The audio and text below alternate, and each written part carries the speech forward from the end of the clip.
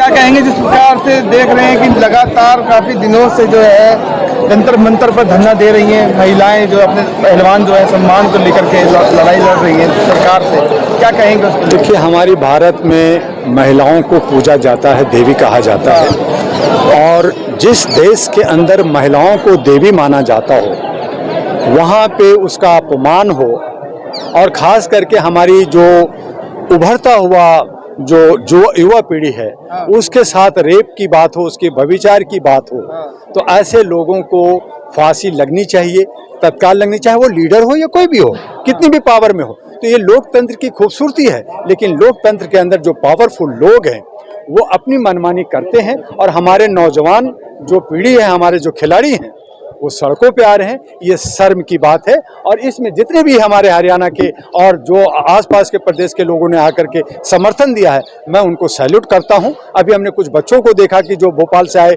और अपना गुल्लक वेट किया, तो ये एक बहुत बड़ी बात है, सम्मान की बात है, और इसको सरकार को सोचना चाहिए, समझना चाहिए कि सड़कों पे क्यों आए, इनकी समस्या का दूर निदान क्यों नहीं हो। तमाम बड़े दिग्गज नेता जो हैं आज समर्थन में आए उनके, आपने देखा होगा डॉक्टर, देखिए समर्थन करें या हरियाणा के उप मुख्यमंत्री की बात करें, जो पूर्व मुख्यमंत्री रहे हैं भूपेंद्र सिंह हुड्डा जी, वो भी अभी आए समर्थन देने के लिए, तो क्या लग रहा है कि इनको वाकई में न्याय दिलवा पाएंगे? देखिए, समर्थन में सभी आना, मैं भी डॉक्टर दुआ ऑल इंडिया ह्यूमन राइट्स का राष्ट्रीय अध्यक्ष मानवाधिकार की तरफ से इनको समर्थन में मैं आया, और समर्थन देना एक ताकत देता है, एक शक्ति देता है लोगों के आंदोलन का।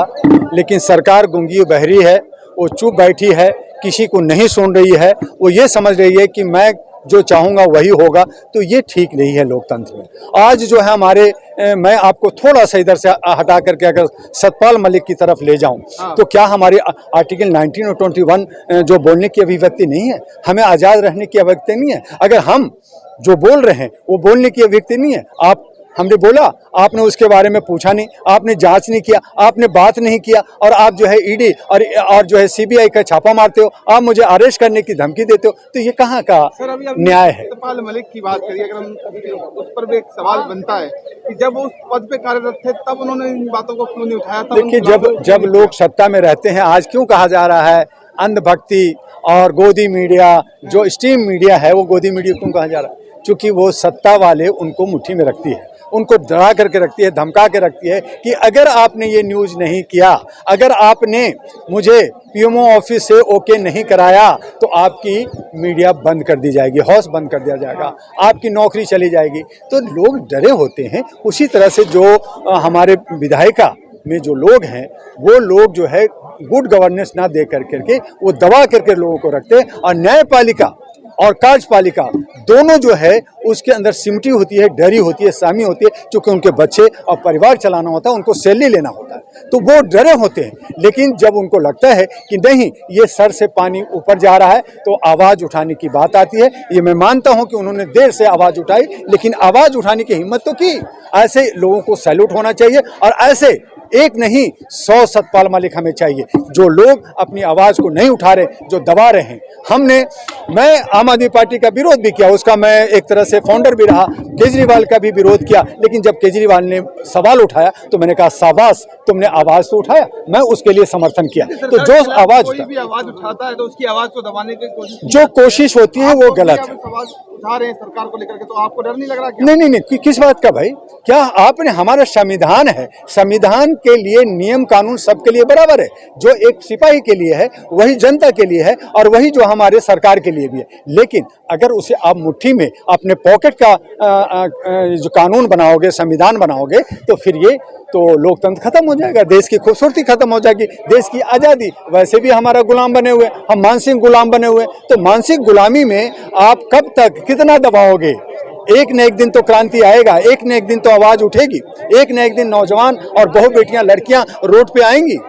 ये सोच रहे हैं कि नहीं साहब, मैं कुछ भी कर लूँगा, मोदी है तो मुमकिन है। अरे भैया ठीक है, मोदी जी मैं आपको प्रधानमंत्री मानता हूं, आप जो है अकेले प्रधानमंत्री अकेले नहीं हुए, आप 272 मेंबर ऑफ पार्लियामेंट के चुने हुए लीडर हैं, तो 272 दोषी हैं। 272 लोगों ने जो चुना है अपना लीडर, वो सही चुना है कि नहीं चुना, उनको जो है चिंतन मनन करना चाहिए। तो क्या तो कहेंगे जिस प्रकार से महिला सम्मान की बात करते हैं मोदी जी और भाजपा भी इनको कहती है पूरा कि सम्मान हमारी मिलना सरकार चाहिए, में इनका सब पूरा हक सुरक्षित है। मिलना चाहिए, इन पे जो कानूनी जो है सुप्रीम कोर्ट हाई कोर्ट से इनको पूरा सम्मान मिलना चाहिए, और जो दोषी हैं उनको तत्काल जो है उस पे जो है कार्रवाई होनी चाहिए बिना देर की। जो इस तरह से लटकाना देखेंगे, सोचेंगे, समझेंगे तो ये बातें गलत है, और यही वजह है कि हमारे लड़कियां, हमारे नौजवान हमारे सड़कों पे आती हैं और जंतर मंतर पे आती हैं। लेकिन जंतर मंतर पे आकर के मैं देख रहा हूँ, रात में मैं 10 दिन के बाद मैं कर्नाटक से आया हूँ, और यहाँ मैं देख रहा हूँ कि जंतर मंतर को चारों तरफ से बैरियर से घेर रखा है। ये जो हमारे लड़कियां और हमारे जो लोग मांग कर रहे हैं उनको बैरियर के अंदर घुसा रखा है। क्या आप समझते हैं कि आप क्या चारों तरफ से आप जलियांवाला बाग कांड बनाना चाहते हैं? आप गोली मार देना चाहते हैं? आपने घेरा क्यों? क्या आप खुले हुए में वो बात नहीं कर सकता? खुले में वो बैठ नहीं सकता? तो ये इस तरह का लोकतंत्र ये जो है ये ठीक नहीं है, और मैं इसका विरोध करता हूँ। मोदी सरकार में जो है लगातार सबके हक और न्याय की बात करते हैं मोदी जी, और देखिए, दूसरी जब ओर देखा जाए कि बात महिलाओं की, तो महिलाओं सम्मान की बात करें या महिला सशक्तिकरण की बात करें, तो देखिए, वो खाली चीजें पहले करते हैं इन चीजों को लेकर, फिर बिल्कुल सवाल कैसे बनता बिल्कुल है? जर्नलिस्ट महोदय, मैं आपको बताऊं, बोलने और करने में फर्क होता है, कथनी और करनी में फर्क होता है। आप सिर्फ कहेंगे और नहीं करेंगे तो कब तक जनता सहेगी? आप कह रहे हैं तो उसको पूरा कीजिए। आपने कहा कि भाई हम ब्लैक मनी बाहर से लाएंगे और हर जनता के बीच में 15-15 लाख रुपए, अरे ब्लैक मनी लाया, कुछ लाया भी तो वो बांटा क्यों नहीं, और बाकी पैसा क्यों नहीं आया? पहली बात, आपने कहा नौजवानों को 2 करोड़ हर साल नौकरी देंगे, आपने 2 लाख लोगों को भी नहीं दिया। आप कहते हैं कि मैं ये दे रहा हूं, वो दे रहा हूं। जहां पे आप कह रहे हैं चावल देने की बात, आप गैस देने की बात, तो मैं आपको बड़ा ही शॉर्टकट में बता दूं, यहाँ पे डिटेल आंकड़ा देने की बात नहीं है। जनता से 100 रुपया लिया जाता है, क्या जीएसटी लिया जाता है, टैक्स लिया जाता है, और 10 रुपया बांटा जाता है, और कहते देखो जी मैंने तो जनता को पैसा दिया। अनाज भी तो देते हैं मोदी जी। क्या, किस बात का? आपने मुफ्त अनाज दिया, कितना? 5 किलो।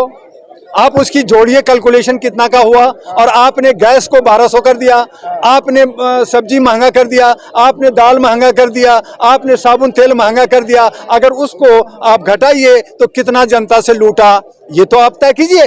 आपको एक चीज मैं यही तो कह रहा हूं कि 100 रुपया आप हमसे लेते हो जनता से, और 10 रुपया बांट के कहते हो कि मैं हीरो हूं। विकास भी तो हो रहा है सर। किस बात का विकास?